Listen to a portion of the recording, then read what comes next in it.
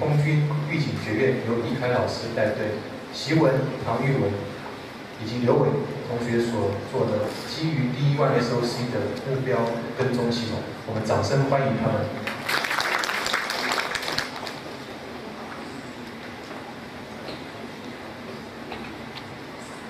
在很多小组参加比赛之前呢，他们都会纠结自己到底是应该用英语演讲还是用法语演讲。而我们作为16个参赛小组中唯一一个来自军事院校的参赛小组呢，我们是在纠结到底用什么样的声线来跟大家说话呢？是用这种比较普通的和大家交流的语气呢，还是用这种同志们现在开会了啊，有没有怎么还睡觉的？我枪！当然，这种效果可能更好一些。可是大家我们在学校中一般这种领导讲话，大家睡的可能会更多，所以我们还是用我们讲话的方式来给大家介绍我们的作品。好，各位朋友、专家们，大家下午好！我们是来自空军预警学院的参赛小组，我是本次的报告人刘伟。我们本次的作品是基于D1 SOC 的目标跟踪系统。首先，在介绍我们的系统之前呢，我们先来介绍一下我们本次参赛作品的参赛理念。在刚拿到这块开发板的时候，我们一直在惊叹，将一块开发板将具有超强控制能力的 ARM 核以及将具有非常强的并行运算能力的 FPGA 核放到一起，集成到一块板子上，这样我想是在硬件史上也是一次非常伟大的突破。我们在惊叹之余，就在想，参加这次比赛，我们要用什么样的强大的外设给这块板子，使它更加增光添彩呢？对吧？我们能做什么？我们做这个吧，小组成员说，哎，不行，这个太简单。做这个吧，还不行，这个太难。做这个呢，这个太丑了，这些不拼颜值，这些人。所以说，我们想了很多的外设，都被我们自己给打破了。那么，我们越来越纠结，到底该做什么？不能做奇迹，我们就来反向思考。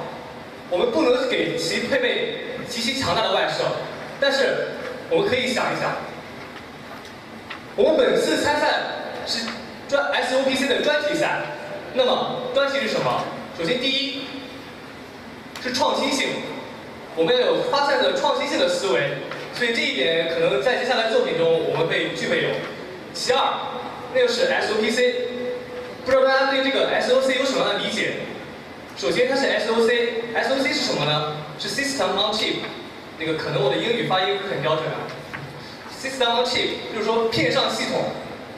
既然是片上系统，那么一个真正的系统才叫片上系统。其次，它是 Unprogrammable Chip， 就是在 FPGA 上进行的。那么 FPGA 有什么样的一个功能呢？就是它的并行运算处理能力是非常强的。好，结合这两项，我们给它一个真正的 Linux 系统，给它一个我们所熟悉的图像处理技术。因为拥有 FPGA 的高速处理功能、高速运算功能，我们的图像处理技术在其上面运行是非常流畅的。这就是我们的作品。首先，我们看一下我们的项目简介。刚才在之前我也跟大家说过，我们不想给这个板子增加太多的外设。可能大家在看台那边也看见过我们C224组。非常冷清啊，因为我们桌子上几乎没有摆任何东西，只有一个 VGA 显示器，以及一个键盘、一个鼠标、一个摄像头，这就是我们的系统。我们的系统非常小，一块芯片就是一个系统，就是我们的理念。那么我们怎么实现我们的系统呢？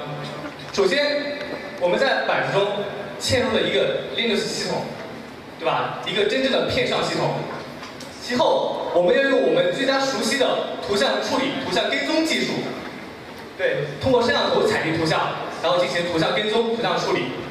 那么，怎么体现我们的创新性呢？于是，我们就用创造性的思维，想出了一种将我们所跟踪物体的轨迹还原到画板上，实现空中作画的功能。大家一看，如果我在摄像头前挥动我的手指或者挥动我的其他部位，就能在我的画板中形成一幅精美的画面。这是不是很炫呢？是吧？对，这就是我们的功能实现。我们首先通过摄像头拍摄图像，由我们用户指定被跟踪的物体，是由用户指定被跟踪的物体，也就是说，只要在图像中出现过的任意不同轮廓、不同色彩的东西，我们都可以将它当做被跟踪的物体。当该物体移动时，系统自动检测和跟踪，并在画板上绘出该物体的运动轨迹。好，我们来看一下我们的系统的实现。首先出现在我们屏幕左上角的是我们的小组成员一个小帅哥啊。我们首先在图像中框出了他的一只眼睛，大家看，蓝色框代表我们已经框出了。框出他的眼睛之后，这时候通过系统的计算，将其实时坐标显示在我们的画板上。当我们的小帅哥进行移动的时候，也就是说在摄像头中进行移动的时候，它的轨迹并在画板中给完美的展现了出来。这就是我们的系统的简单实现。那么我们看一下我们的技术重难点。首先，我们看一下我们的整个的系统架构。不好意思啊，我们首先在硬核 HPS 中嵌入了 Linux 操作系统。Linux 操作系统，它本身是不具备对 USB 摄像头的驱动的，所以我们添加了对 USB 摄像头的驱动，通过 USB 这个管道通信的方式，将 USB 摄像头采集的图像信息传递给这个硬核中，也就是我们的 ARM 核中。ARM 核再通过这个 HBS to FPGA Bridge， 将实时传递的图像信息交由 FPGA 处理。在这里，我们在 FPGA 中使用了 DSP Builder 这一个编程软件，实现了对其 Verilog 的那个编写，从而在 FPGA 中实现对算法的加速。其后，算法加速之后，再由 FPGA to HPS Bridge 回传给 ARM 核，ARM 核再对我们的图像进一步的实时坐标显示之后，我们实时坐标显示之后，我们该怎么做呢？那我们应该用一个图形界面，也就是一个画板程序来显示我们的坐标。画板程序，那么就需要编写。我们使用的是 Qt， 相信大家很多小组也用过这个 Qt 这个编写软件，也是非常好用的。我们用的 Qt 这个软件，从而在 VGA 上显示出我们的实时的坐标数据，也是我们的画画。哦，对，这跟大家说一下，我们在实现这个 FPGA 的算法加速的时候，是有一个坎坷的一个历程的。因为当时我们的实现是想用 OpenCL 来实现的。当时我们因为 OpenCL 实现这个，因为 OpenCL 是一个面向异构的一个开放性的一个标准。我们当时在实现的过程中，我们首先在我们的笔记本电脑中先进行实现。我们在笔记本的 CPU 中，在英特尔的 GPU 也就是显卡中均进行了实现，非常完美，而且实现了那个对其算法的一定的加速。然后我们想借此创造性的想把这个思维加入到这个 FPGA 中，但是这个 FPGA OpenCL for FPGA 这个版本呢，需要这个OpenCL 的那个 license。当时我们就经过多方的那个协商我们也跟我们的大学计划的助理诗妍小姐互通了好多邮件。虽然她现在根本不认识我，但是我给她写过好多邮件的。然后我们终于获得了这个 OpenCL 的 license。当天我们都是欢呼过后之后呢，我们突然发现了，我们把欢呼之后，我们把这个算法移植到 FPGA 中运算。果然是有那么加速的效果，因为我们处理的可能还是有点欠缺。我们有加速的效果之后，我们想，那如果再结合 ARM 核，那不是非常完美了吗？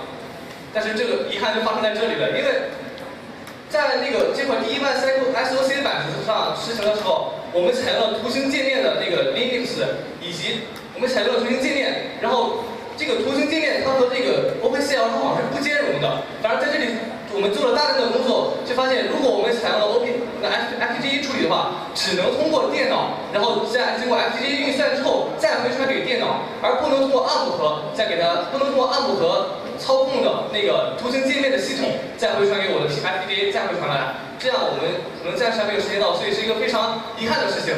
不过这里我们一直在我们笔记本电脑中还有我们的关于 CPU 和 GPU 加速的那程序，希望大家关于这个项目的评审可以去我们这边相互给我们指导一下，因为我们确实卡在这里了。不过这个 OpenCL 确实好用在哪呢？它这个图像加速啊，我们感觉还是挺有效果的，对吧？这个加速的，大家可以看到这个，虽然是个开玩笑的。好，当我们把算法解决完之后，我们在想我们的系统，我们系统中是缺少了很多驱动的，而编译一个系统的内核呢，却是一个决定了一个系统的稳定性的一个重要的因素。所以我们在这个 12.0版本中嵌入了很多驱动层，然后添加了很多对外设的这个驱动。下面我们来看一下我们对于我们目标跟踪算法的一些介绍。目标跟踪算法与传统的目标跟踪算法的区别主要在于，它将传统的跟踪算法与传统的检测算法结合起来，从而达到一种在目标发生形变或者部分被遮挡的情况下，还能继续保持实时跟踪的效果。它主要是由3部分组成，首先是 learning， 先进行学习我们所被跟踪物体的轮廓和色彩；其次传给 detection， 传给检测器，检测器进行检测之后，将其特征参数传递给 tracking 进行跟踪。当物体发生形变或变化时，我们再进行 learning 的循环，从而达到一个不断循环、不断更新的在线学习机制。 当然，我们可以从大屏幕上看到，我们的跟踪系统是可以跟踪到任意物体的。也就是说，上面几张图片是我的小组成员在确定好他以眼睛为被跟踪目标的时候，发生了形变，也就是说它距离就是变动，以及右下角部分被遮挡的情况。当然也可以看到右下角我们的另外一个小组成员乱入进来了，但是也没有受到干扰，所以这个效果还是非常好的。 其次，换了其他的跟踪目标，我们也是可以能够较好的跟踪上。包括在这种光线较暗的情况下，以及这种拿着红色的花的情况下，也是可以跟踪到的。开发 Qt 图形界面，也就是我们的画板编写。现在这个 Qt 大家已经用得非常熟悉了，在这里我就不和大家一一介绍了。这个 Qt 的界面我们做的因为我们毕竟不是学美术的嘛，可能不是特别美观，但是功能非常强大。 大家可以待会儿在那边去试一下。配置软件依赖下，因为我们所有的软件，写好了之后，在我们的 Linux 系统中是要进行它们虽然是相互零散的，但是它们之间的关系依赖关系是非常强烈。所以说我们要配置它的依赖下。但是为什么这里是我们一个技术中难点呢？因为可能大家不清楚，我们这个军事院校啊，它这个是没有互联网的。 我们每配置一个依赖项，完完全全是由我们的小组成员在他笔记本终端上一个文件一个文件的复制粘贴抄过来的，工作量相当大。好，我们来看一下我们的应用前景。如大家刚才看见的，我们本作品实现的是对目标的实时跟踪以及其轨迹的良好的还原。那么这个轨迹的还原，我们可以运用到哪些方面呢？ 比如说军事目标跟踪、自动导航、生物医学、安保安防、体感游戏等。这个体感游戏本来我们今天是已经实现了的，但是可能刚刚大家也注意到，我们一直在调试这个程序，因为那个程序跟我们的版本不是很兼容，所以说出现一些问题。但是体感游戏可能在明天的话，可能还会做出来。希望大家在今天或者明天的我们的 demo 中可以更加相互去看一看。至于这个心得体会，我还是想和大家。 相再啰嗦几句吧，因为这个心得体会，我们想说一下。